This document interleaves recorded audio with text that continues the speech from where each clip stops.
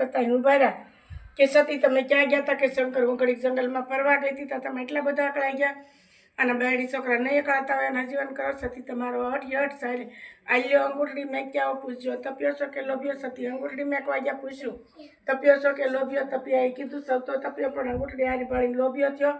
મને વસન દો તો કે હું વસન દઉં. ભોળાનાથ વસન દે. ભોળાનાથ પાઈને ઉભો રહ્યો કે સતી માગે તે વસન દો કે એમને વસન દઉં. તપિયા માગ્યું. કળજુકને વેસે ભાઈ બહેનું ધર્મ ધ્યાન કરે, ગુરુ જ્ઞાન કરે, વાર વર્તોલ કરે, બધું પૂન મારું. જવો સતી મૂર્ખે માગ્યું.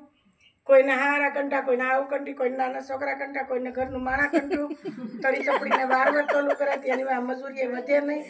તો તમે મને વસન દો. કળજુકને વેસે ભાઈ બહેનું ધર્મ ધ્યાન કરે, ગુરુ જ્ઞાન કરે, વાર વર્તોલ કરે. તારી વાર્તા કરે તો તારું કાંઈ નહીં ન કરશો. સોથો ભાગ તપ્યો નાય ઊંડે, આપણે નાય કુંડે, તપિયત નાય શ્રી, તારા લખે શ્રી, બારે માં શંકર ભોળાનાથ કરે. કંસાર તમને પ્રેમે જમાડું, સખીઓ સંગતે મેં તો રસોય બજાવી, સીધા ભોજનિયા સાળ તમને પ્રેમે જમાડું, બનાવી મેં તો કરણી ઘેવર બનાવ કાળ તમને પ્રેમે જમાડું, જમાજો જલેબીને હારી રસાળો, મીઠો છે મોહન થા. સ્વામિનારાયણ પાવભાજી બનાવવાની છે. કેમ માલા? માલા તો શું ખાય છે? પાનનો મુખવાસ. ચલો, માલા પાનનો મુખવાસ ખાય છે. અને પાવભાજી માટે મેં લીધું છે ફ્લાવર, કોબી, એક આલુ છાલ કાઢીને, ટમેટા, રીંગણ અને એક શિમલા મિર્ચ. તે સબ્જી લીધી છે. આને બરાબર ધોઈને કાપી લેવાની છે. શાકભાજી બધું કપાઈ ગયું. અને હવે એમાં થોડુંક મીઠું, આને ધોઈ લેવાનું શાકને, અને પાણી,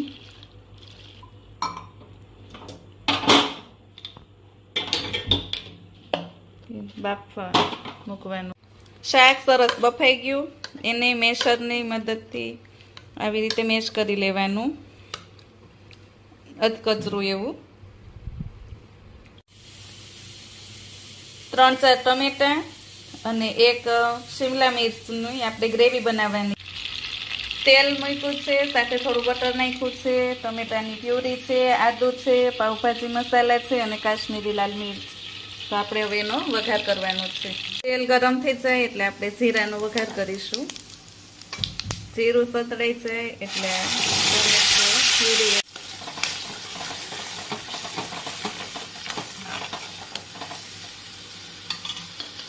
આદુ છે.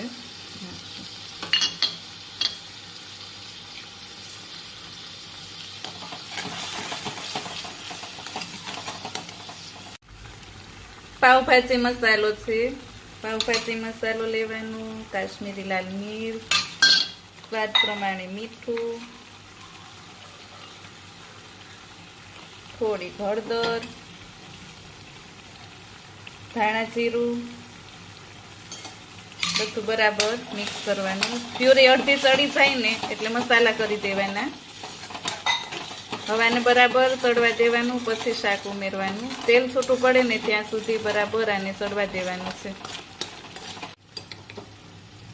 તીખાશ માટે થોડુંક રેગ્યુલર મરચું નાખવાનું. અને બરાબર આપણી ગ્રેવી ચડી ગઈ છે, તેલ એકદમ છૂટું પડી ગયું છે. તો હવે આપણે આમાં શાક ઉમેરશું. શાક ઉમેરી આને બરાબર મિક્સ કરવાનું અને સરસ ચડવા દેવાનું. શાક બરાબર મિક્સ થઈ ગયું છે. છેલ્લે આપણે સ્વાદ પ્રમાણે થોડી ખાંડ અને લીંબુનો રસ એડ કરી અને 10 થી 15 મિનિટ ધીમા ગેસે ચડવા દેવાની. પાછી ઉકળી ગઈ છે આપણી. જેમ ઉકળે ને એમ સરસ કલર આવતો જાય. છેલ્લે થોડું આપણે બટર એડ કરશું અને લીલા ધાણા. તો તૈયાર છે આપણી ભાજી. હા, પાવ શેકવાનું શરૂ છે. તેલ નાખ્યું, બટર, પાવભાજી મસાલો, કાશ્મીરી લાલ મરચું અને લીલા ધાણા આ બધું બરાબર મિક્સ કરી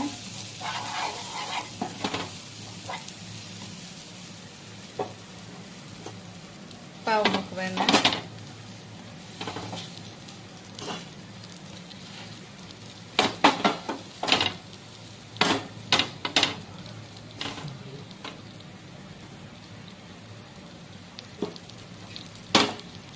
આને બરાબર હવે શેકી લેવાના. આ પાવ શેકાઈ ગયા છે અને તૈયાર થઈ ગયા છે. પ્લેટ તૈયાર થઈ ગઈ છે. પાવ ભાજી, કાકડી ટમેટાનું સલાડ અને પાપડ. જીવ તું રટણ કરી લે રાધે શ્યામ, જીવ તું કરી લે ને હરી સાથે હેત, અવશ્ય રયાઓ નહીં આવી. જીવ તું આવ્યો ત્યારે કાંઈ નથી લાવ્યું, જીવ તું નથી બેઠો કરીને કામ, અવશ્ય રયાવો નહીં આવી. જીવ તું ખોટી માયામાં ઘૂસી ગયું, ખોટા સપના જેવું છે સંસાર, અવશ્ય રયાવો નહીં આવી.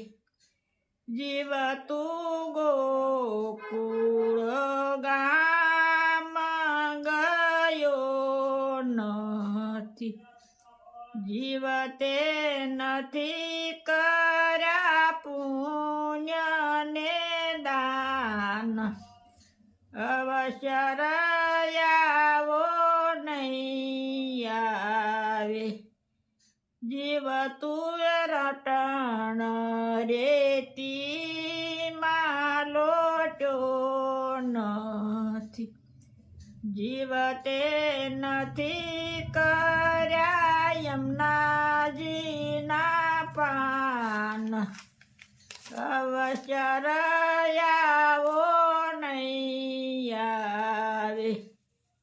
જીવ તે વ્રજની પરિક્રમા કરી નથી, જીવ તે નથી નિરખ્યા શ્રીનાથજીના રૂપ, અવશ્ય રયાવો નહીં આવે.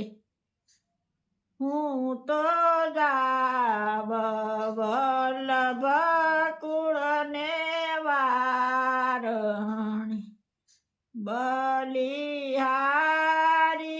જાઉ માધવ દાસ, અવશ્ય રયાવો નહીં આવે. જય સ્વામિનારાયણ. ખૂબ સરસ મજાનું, જય સ્વામી, ખૂબ સરસ મજાનું કીર્તન ગાયું કે જીવ તું મનુષ્યના અવતારમાં આવ્યો છો, હવે આવો અવસર નહીં.